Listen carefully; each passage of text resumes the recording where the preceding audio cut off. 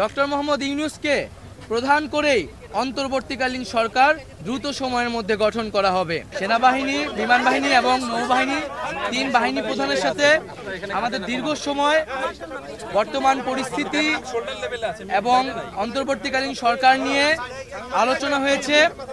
আমাদের একটি ফলপ্রসূ আলোচনা হয়েছে এবং ছাত্র নাগরিক অভ্যুত্থানকারীদের পক্ষ থেকে যেই সরকার প্রস্তাব করা হবে সেই প্রস্তাবিত সরকারই চূড়ান্ত অন্তর্বর্তীকালীন সরকার হবে, সেই নিশ্চয়তা আমরা আজকে বঙ্গভবন থেকে পেয়েছি।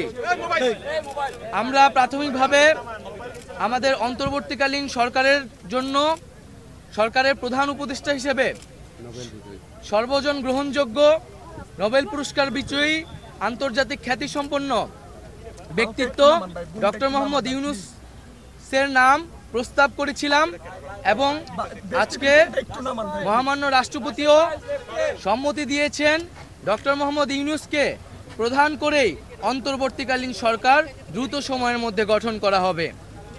এবং আমরা এই অন্তর্বর্তীকালীন সরকারের একটি প্রাথমিক তালিকা দিয়ে এসেছি, যেখানে নাগরিক সমাজ সহ ছাত্র প্রতিনিধিত্ব রয়েছে এবং খুবই দ্রুত সময়ের মধ্যে আমরা এই তালিকাটি নিয়ে বিভিন্ন রাজনৈতিক পক্ষের সাথে আলোচনার মাধ্যমে এটি চূড়ান্ত করা হবে এবং খুবই দ্রুত সময়ের মধ্যে অন্তর্বর্তীকালীন সরকার ঘোষণা করা হবে।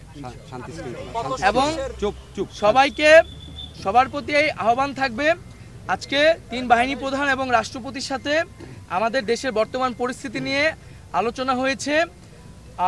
রাষ্ট্রপতি এবং মহামান্য রাষ্ট্রপতি এবং তিন বাহিনীর প্রধান অভ্যুত্থানকারী ছাত্র নাগরিকদেরকে সম্মান জানিয়েছেন এবং পাশাপাশি দেশে যে ধরনের পরিস্থিতি চলছে, অরাজকতা এবং সহিংসতা আমরা দেখছি নানা ধরনের, তার প্রতি গভীর উদ্বেগ প্রকাশ করেছেন। এবং আমরা সকলের প্রতি আহ্বান জানাবো যে অভ্যুত্থানকারী ছাত্র নাগরিকদের প্রস্তাবিত সরকারি বাংলাদেশে দ্রুত সময়ের মধ্যে ঘোষণা করা হবে।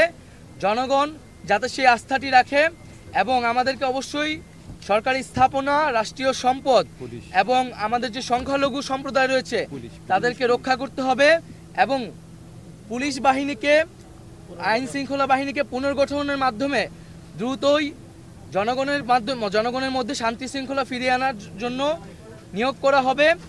এবং ছাত্র নাগরিকরা যে আজকেও ঢাকা শহরে ট্রাফিকের দায়িত্ব নিয়েছেন,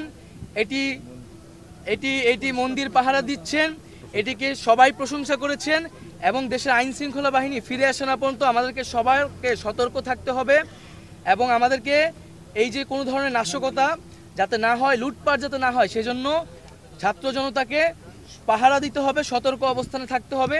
সকলে মিলে ছাত্র জনতার দেশ গঠনের মাধ্যমে আমরা যে নতুন বাংলাদেশ, সেই বাংলাদেশ বিনির্মাণ করব।